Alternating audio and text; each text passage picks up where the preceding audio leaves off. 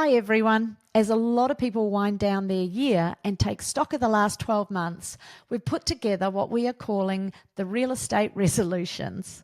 These are our best ofs from Property Investor Tales 2024, containing useful tools and tricks to help you navigate your wealth journey. And if you're keen to dive deeper into the topic and explore the world of property investing in Australia, don't miss our upcoming property investor webinars. Click the link below to explore our exciting lineup for 2025, where you'll discover how you can kickstart your property journey or supercharge your existing portfolio.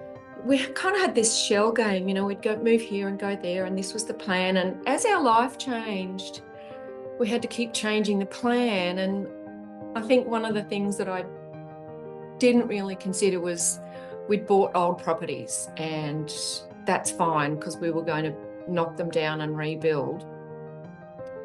But life changes and the world changes, thanks COVID. You're listening to Property Investor Tales, stories from the front yard. Hello and welcome to Property Investor Tales, stories from the front yard, where I get to speak to property investors from around Australia about their investing journey. My name is Megan Wolfenden, and I'm one of the advisors here at Positive Real Estate, where we help people build wealth through property. With over 8,000 clients across Australia and New Zealand, there are some incredible stories to tell, which hopefully make your investing journey a little bit easier and will inspire you along the way. So my guest today is the fabulous Sonya Hilton, and we discuss how you get through 17.5% interest rates, the importance of getting advice from a qualified team of advisors, and how being broke and worried about where you're going to live brings determination and helps you achieve your goals. Enjoy this conversation with Sonya. Well, my wonderful guest today is Sonya Hilton, a Gold Coast local through and through. So very excited to hear your story today, Sonya. You've really done a lot over the years with property, and I think people will get a lot out of your story. Sonya, can you tell us a bit about yourself and your history? Sure. I grew up on the southern beaches of the Gold Coast in a single parent family of three, and we had a nice, quiet, modest lifestyle. We went to the beach, rode our bikes. We didn't have anything fancy, meat and three veg, no family ski holidays or anything like that. Used the payphone at the end of the street. But my sister and I spent most of our time riding around the streets on our push bikes and swimming at the beach. And it was great. It was pretty free range, and it was a really good way to be. Studied nursing, and then I got married and, all of that. And we were living in a unit, and we decided we'd build a house. So we went and put some money down on a contract on some land to build a house. And the very next day, the builder went broke. We went, oh. Did you deposit it back? Oh, no. It was a grand sum of $600. And I think we walked away from that conversation a little shell-shocked, thought maybe we should have done a bit more research. Live and learn. We were like 20. Oh, that's a tough lesson. A couple of years later, we did it again, and we bought a block of land and we built a house. We did some more research this time. And that was just in time to build a house in the 1990 of La Nina, and took a year to build, and just in time for the 17% interest rates. Oh, nasty. Tell me about that. How did you cope with 17.5% interest rates, Sonya? With the love of good neighbours and good friends, we were spending all of our money on our mortgage repayments and bills, and it was awful. We were seriously broke. I'd never want to do that again. And, we were having a family, and I wasn't working much. But, it was miserable. And so do you remember any of the numbers? Do you have an idea of how much was going on mortgage and food and everything? Do you recall that? It's a while back, but it was almost everything that we earned was the mortgage and the power bill. And we were on acreage. So when we ran out of, after, you have a La Nina, you have a drought. So when we ran out of water and we'd run out of money, we had neighbours that had an extra tank on their stables, and we gravity fed their water into our house because we didn't have water money. And we had some friends that would send me home, with a bag of vegetables and things like this. It was crazy. It was awful. Oh, no. Well, I actually remember the time too, because that was the first place that Anthony and I bought in 1992. I remember I was on 26,000 and he was on 32,000 per annum, and our mortgage was 136,000. And after you pay for the car, your food and your mortgage, there's nothing left. Nothing left. I remember that the 17% interest rates was crazy. So now when somebody tells you that they're paying 6.5 and complaining, what are you really thinking? Yeah. And then they say, oh, but we paid this much for our house. I'm like, yeah, well, I've done that too. Look, it's hard.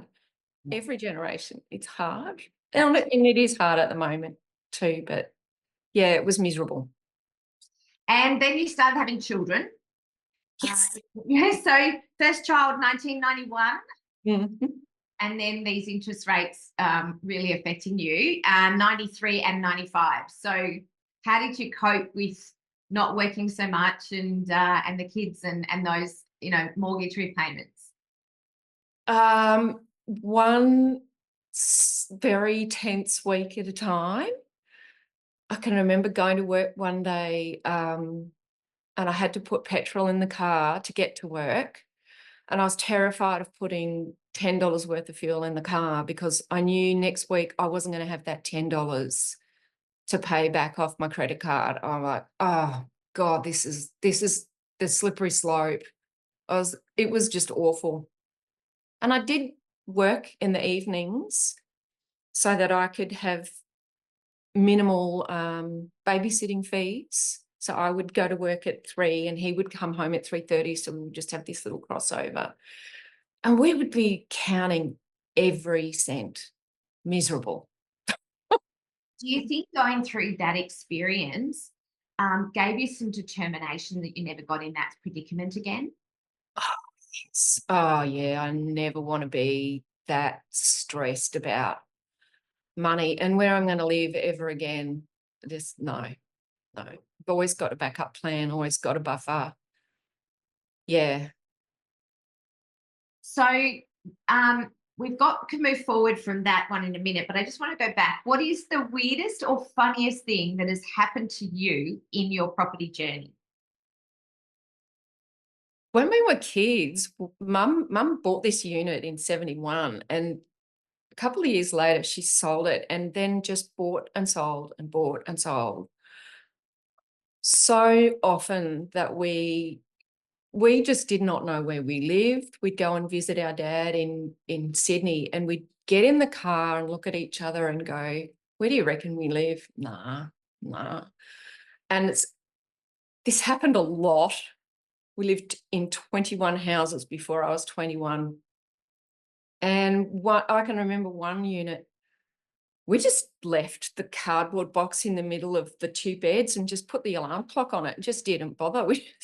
Doesn't matter. We won't be here that long. We just were everywhere. We even lived in someone's pool room at one stage. One of the times she'd sold a house, there was nowhere to rent. Doesn't that sound familiar? So we ended up living in someone's pool room for a couple of months. It's got to my birthday. Huh? Yeah. A few skills, learn a few things. Do you think she was just accumulating cash, or was she using it as cash flow as she would she always sell the properties at a profit?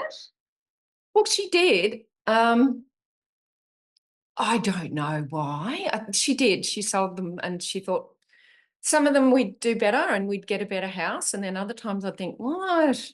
A lot of the time we'd just move from one rental to the next.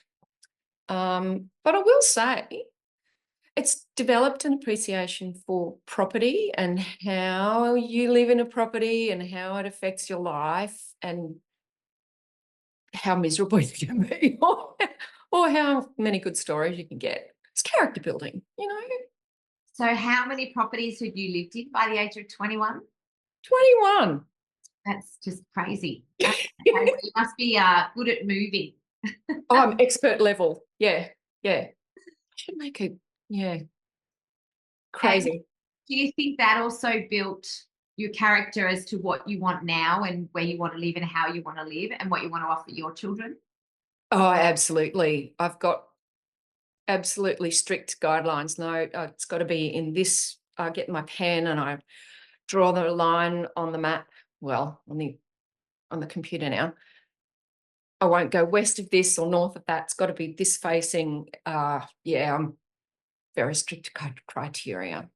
And now you're very beach oriented, which is bode well for you, isn't it? Yeah. Like being near the beach. Yeah. It's that thing you grow up with it, and some people like the beach and some people like the mountains, and I like both, but I'm a beach girl at heart. It puts you in that niche that Sam talks about as well, doesn't it? Places that get a lot of land because a lot of people want to live that close to the beach. Yeah, and it's done reasonably well. Made some good decisions, I think. Let's skip forward about 10 years. What happened next? Because I know you went through divorce around 2000. Yes. What did you achieve from there? That is next level adulting. 3 kids in private school and a part-time job and a mortgage. And I took my financial settlement and I bought, the kids had a list, we wanted a pool and a dog and a shed, not necessarily in that order. So I found this little duplex and it was close enough to the school, and we got that, and I negotiated that down to the last $500. And we moved in and we did some renovations and made it ours, and we loved it. And this is where my criteria, my list came in really well, actually. It came in really handy because we were really happy there. That was nice. But when we got to high school, the kids needed to go to a different high school, and we realised we had to move. So sold the house in a hot market and pushed really hard to get a really good price because I was moving to back to Palm Beach. Needed every cent. So it took a while, but managed to set a street record. Very proud. But then I think the pressure was on. street record. How did you get that? How did you get that sale price? Look, I think it probably was a little bit of time in the market, because I think the market came up to meet my price. That was just the way it went. I probably could have done a few more things then. I was a bit clueless. I could have got the house ready for sale a little bit better, but I don't know, I had 3 kids at 3 different schools and one at the other end of the coast, and whatever. Had enough pressure. I wasn't repainting. So how did you get back into the Palm Beach market then? What made that property there achievable? Well, because I got the good price in Labrador, and I think I did a good deal, and I had a guy, the nice boy that helped me to sell the house in Labrador, was on the lookout. He was a smart boy, he's thinking, oh, well, I can help you buy your new property, because he can conjunct. And I don't know if that's a thing anymore, where one real estate agent would help the other one to facilitate the next sale. A little bit, but they don't mind. Yeah, no, they don't really. But he was a bit of a go-getter, and he was helping me find something, because to settle, and I wanted to move, and I only wanted to move once, well, you know why. So I've looked at this property in Palm Beach, and I said, oh no, it's all on the western side. I don't think I want to be on the western side. It's no. So he looked it up on IP data, and he said, oh, it's actually at the back. It's the whole back part of the property. It's another duplex. All right, okay, well, maybe that's a game changer. So he rings me up the next morning in the middle of a busy day at work and said, there's an inspection on that unit at 11 o'clock, at 12 o'clock. I can meet you there at 11 and we'll have a look. Okay. So I got in the car and I had 10 minutes and I met him there, and I'm running around and I'm measuring the fridge space and the microwave space. I'm like, yep, everything will fit. Yep. And this is at the beginning of me really getting into buying a house on the internet. Yeah, everything that I saw on the internet, it's here. It's okay. Everything's fine, because sometimes it looks great on photos, but it can be really dodgy. It was great. And I went, can you sort it out? And just tell me what I got to do to buy it. And by the way, I've got to settle in 20 days. And he did. Did you have your finance already approved? Oh, yeah. A good broker? I think, yes. I think actually that was a low doc loan, and I had a good guy Nice. organise that for me. Yeah, that was a new. You've done a building and pest, or just going in as is?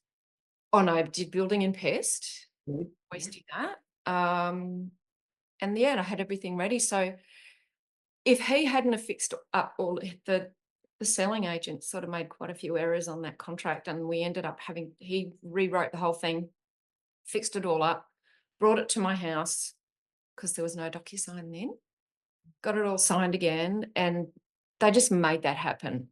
That was really pulling a rabbit out of the hat. He did a great job. Otherwise, I think I would have had a nightmare of a settlement day, actually. He was great. So after that, you started investing in property and buying investment properties to rent out. What were some of the things that happened for you then when you started investing? Some of the things, we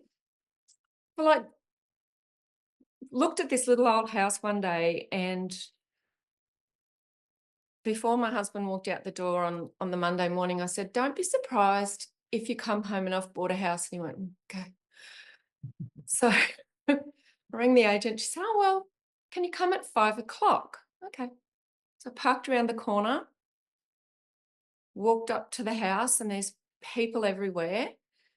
And as I approached the house, the real estate agents pulled into the driveway in front of me, and he got out of the car and said, I'll take your name, please. So I was first on the list. What I didn't know was, when I was going to be first on the list, I was going to be the first person to get the call back.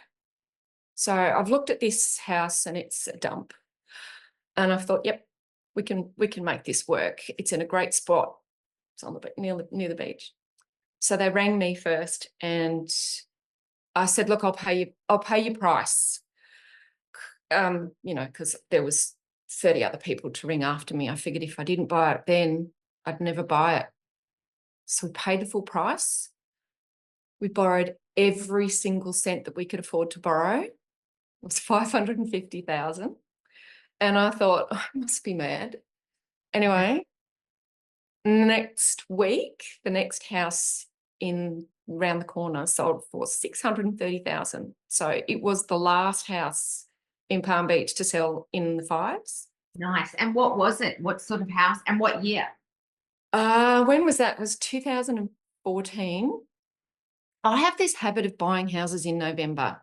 It's a bad habit. Anyway. But it works for you? Yeah, it's just the way it worked out. It just makes Close to Christmas. I've made sure that I make the settlement period longer, so that everyone doesn't look at me and roll their eyes when they get the settlement and realise it's going to settle on Christmas Eve. So yeah, that was where was I bought it. So what sort of house was it on Palm Beach? Oh, that's right. It's a little old fibro 3-bedroom house that needed a lot of love. So we had to renovate it and a lot more painting. I've painted a lot. Did you do the painting by yourself? Sanded the floors. We did a lot to it. And we started with one plan, and honestly, the plan in this property's changed about 6 times, but it doesn't matter. You've still got that one? Yeah, we have. I'll come back to that one. Yes, come back to that. Yeah. Okay, and so you've kept that one, and then a year later? And a year later, we needed another house, we decided. And I had a wish list and I couldn't find anything. So I rang up a whole bunch of agents and said, these are my things. This is what I have to have. And someone rang me and said, got something. Do you want to come and have a look? It's not on the market. The guy doesn't want to put up a sign. I'm like, sure. So I've walked in determined to buy this thing because it's 300 meters from the beach and it is a dump. Didn't care, didn't matter. And I said, okay, well, I'll pay your price, thinking, here I go again. I'm not really driving a hard bargain, am I? But he took it. Okay. No competition. Again, it's November. It's an extended settlement. That's fine. But it's turned out to be really renovated it again. Lots of painting. That's okay. And so the majority of the renovations you've done physically yourself, you and your husband? Look, we did some. We've stopped doing our own stunts. To start with, we sort of had to. It was just cosmetic stuff, we'd do the floors and paint and a little bit of we'd get air conditioning fixed or put in or dishwashers in and stuff like that. But I don't, obviously do anything serious. Get our tradesmen in. I've got my own little team of tradies. Good, you've got the team set up. So what I'm hearing is you buy things before they make it to market. So yeah. Excellent. Yeah. I don't know if you can do that anymore, but it certainly did help me out. It gave me a bit of an edge, I think. Very cool. And you were looking for lifestyle properties, so that Palm Beach area you continue with. Yeah. Okay. Yeah. So did you sell this one, the second one? No, still got them. Excellent. Still got that one. We did have to sell the unit that the first unit I bought in Palm Beach. We got the team in and renovated that and sold that. That was exciting. Sold that at auction. I've never done that before. So we ended up doing a whole bunch of. We kind of had this shell game, we'd move here and go there, and this was the plan. And as our life changed, we had to keep changing the plan. And I think one of the things that I didn't really consider was we'd bought old properties, and that's fine because we were going to knock them down and rebuild. But life changes and the world changes, thanks COVID. And now that's not the best strategy. So we probably should have diversified our style of property a little bit. I got in trouble with the accountant because I kept buying in the same postcode. Much land tax in Queensland, was that the problem? It was just a matter of, diversifying your assets a bit, I think. And he was right. But again, it's close to the beach. So they're treating me reasonably well. We're doing all right.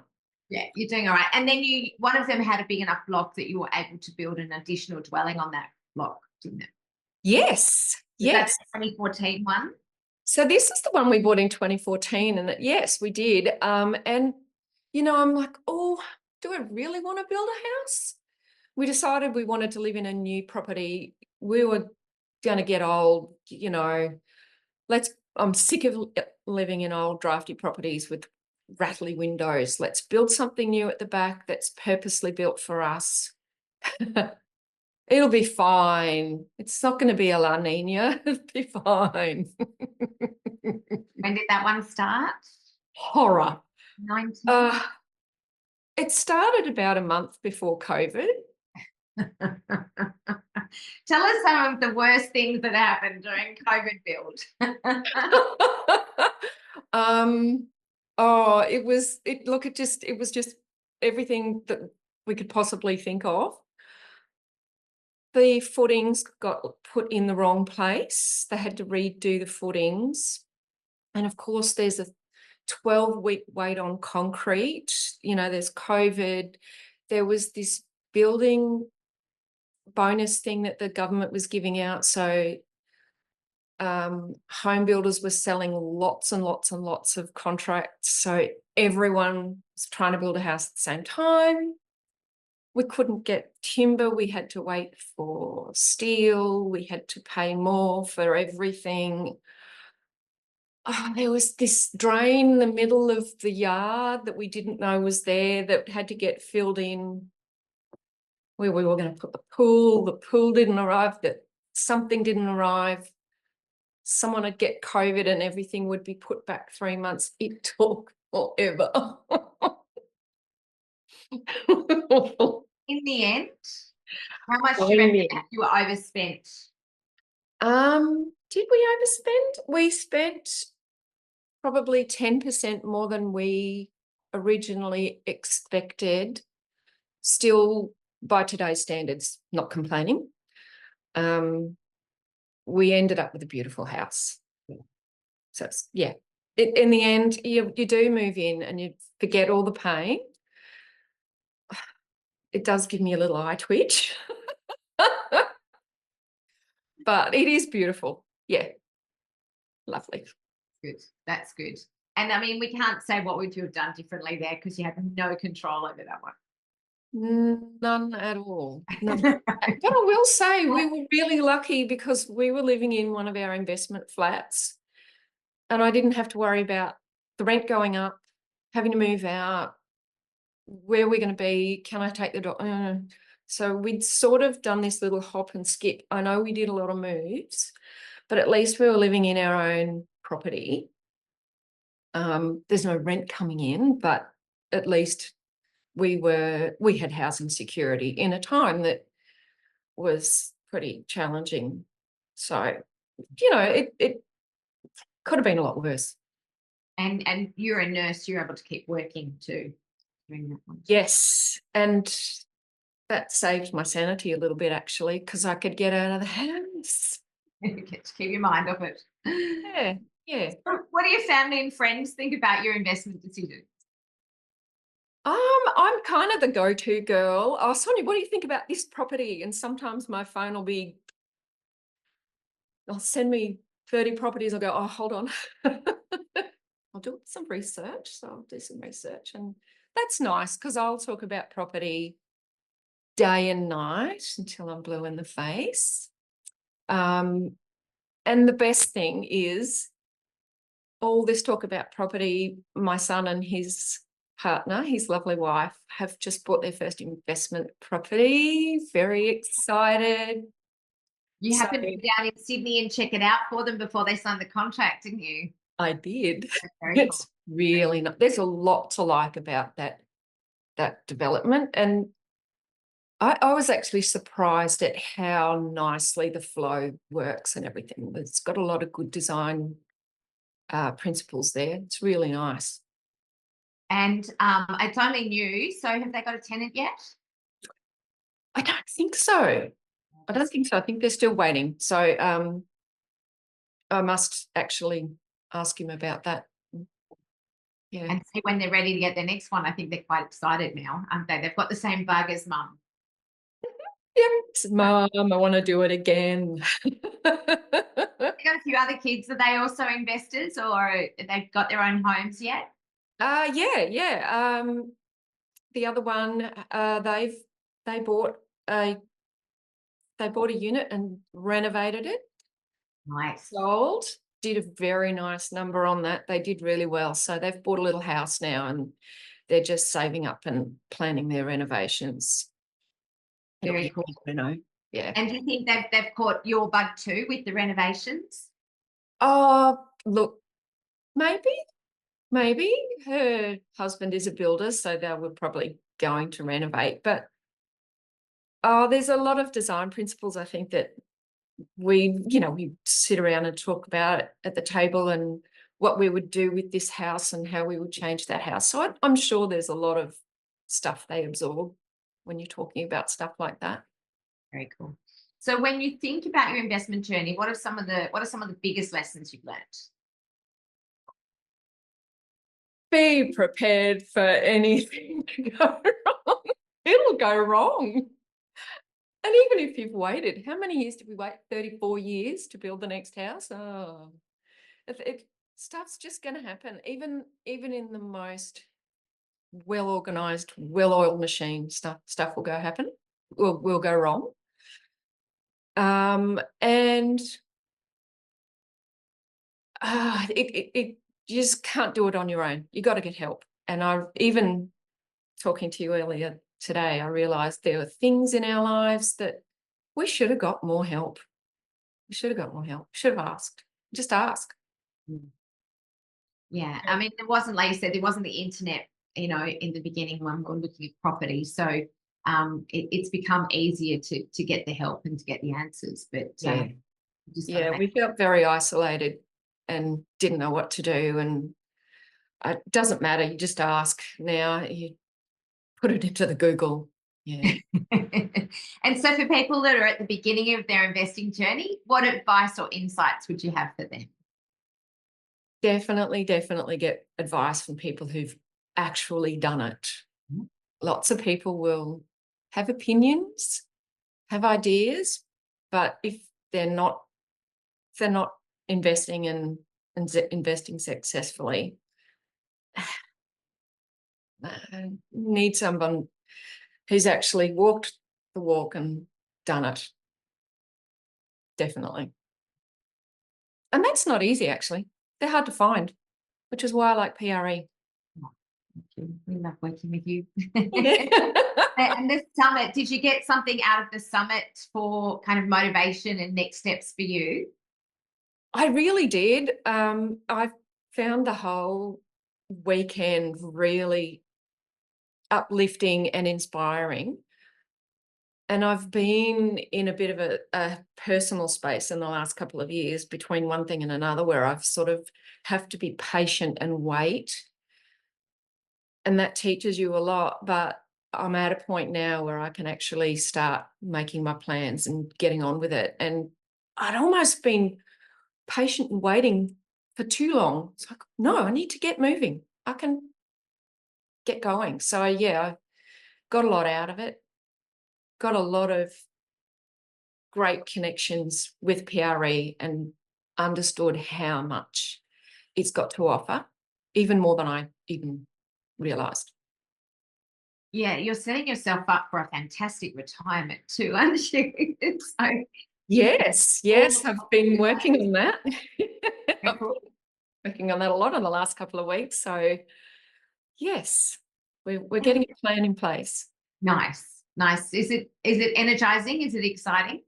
Oh yes, it's so nice to be able to have goals and move forward toward those goals, even if it's just one tiny little thing that you do.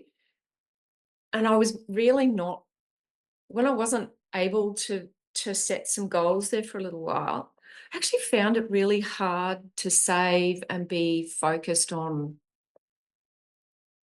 really anything. I was just wasting my time and wasting my money. As soon as I started setting goals again, I'm just really focused and really disciplined. And just did remind me of how important having those goals is. Doesn't matter what it is, just set something. Small, achievable goals is good. And what would you say the person watching this video who's thinking of growing a portfolio but is fearful of making the wrong decisions? Turn it upside down. You can turn everything on its head. Well, what happens if I do it? This could happen. And what happens if I don't? Usually, if you don't do anything, you don't get anywhere, you get nothing. So do your homework, take a risk. Worst thing that can happen is nothing. That's right. That's right. And you can sit back and go, oops, I missed it. I missed that growth Oh, time. yeah. Coulda. Oh, I could have had that. So my final question for you today, Sonya, if you could give your younger self some advice, knowing what you know today, what would it be? What would it be? That's that. Find somebody who's actually done it, and just keep looking until you find someone that you can resonate with. Good on you. Well, Sonya, I love your tenacity. I love hearing about your builds and what you're getting jazzed about. That's very, very exciting. I know that you're also helping a lot of people and family to achieve their goals, and still working and playing grandma now. So life is good. Life is good. You're too young to be a grandma. Sonya, thank you so much for your time today. Really appreciate it. And I'm sure everybody's loving your words of wisdom. Thanks very much. Megan. Thank you. Hey, thanks for listening to Property Investor Tales. Remember to subscribe so you get notified every time a new episode drops. As you can guess, I love hearing people's property investor tales. So if you'd like to share yours, then please get in touch with me via email at propertyinvestortales@positivementor.com.au. We would also love your feedback, and I would appreciate a 5-star review over on Apple Podcasts or Spotify. Remember, you can watch all of these podcasts over on YouTube at Positive Mentor or at positivementor.com.au. Until then, take care, happy investing, and bye for now.